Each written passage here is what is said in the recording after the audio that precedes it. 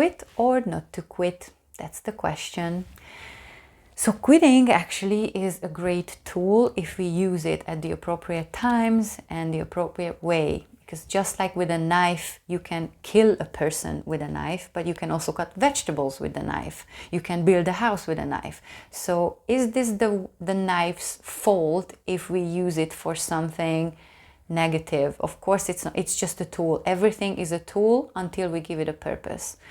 And quitting is exactly the same. It can be very purposeful, because if we're 100% convinced that we are not on our right path, then quitting is not weak. Quitting is actually bravery, because you are not willing to see this all the way through until it's way too late, until it hurts too much, until, I don't know, it makes you sick, like physically sick. Like, why wait till the end if you know it's a dead end? Like, you don't have to walk all the way to the very end, see the edge and think, well, I'm glad I didn't jump off at least. Like, yeah, but you could have turned around halfway through if you knew that it's leading you nowhere. So why are we sometimes choosing not to quit? Fear. Most of the time, fear of disappointment, fear of not knowing, like, okay, if I quit this, but I don't know what's next.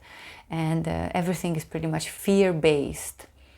So the best example I can give you is when parents decide for their kids what they're going to study or the kind of career path that they should follow.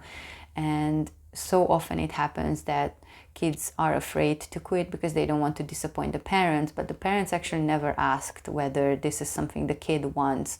Not once they have asked, like, is this your path? Does this speak to you? Is this what you want to do? Because I will support your dreams no matter what. It's like, no, this is what you need to do. So if it's a set path and we start walking down it, but it doesn't feel right, if we decide to act out of fear and not to quit, like, is this really, like, to see it through, what I mean? Is this bravery? Is this courage? Or is this being weak? Because it's really just a matter of perspective.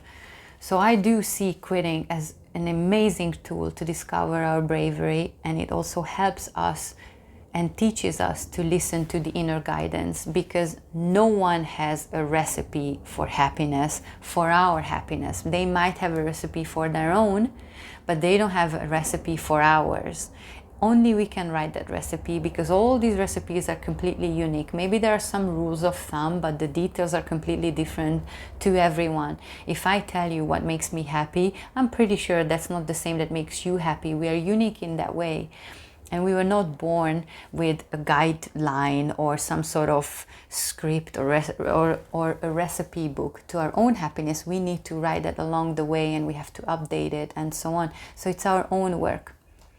So quitting or not quitting, that's really up to you, but I just wanted to point it out that it's just a tool. And if you feel that sometimes that's the appropriate tool, don't be afraid to use it, because at least you've stopped yourself wasting time and energy and focus on something that is not profitable, that is not nourishing. If it feels toxic, because it's toxic. It doesn't have to be universally toxic, but if it's toxic to you, that's your reality. And if it feels nourishing, this is why I say follow the bliss, follow the bliss. You can't go wrong by doing things that you enjoy. Feeling great, feeling purposeful, feeling happy, feeling loved, feeling grateful. Those emotions help us to keep happiness long term.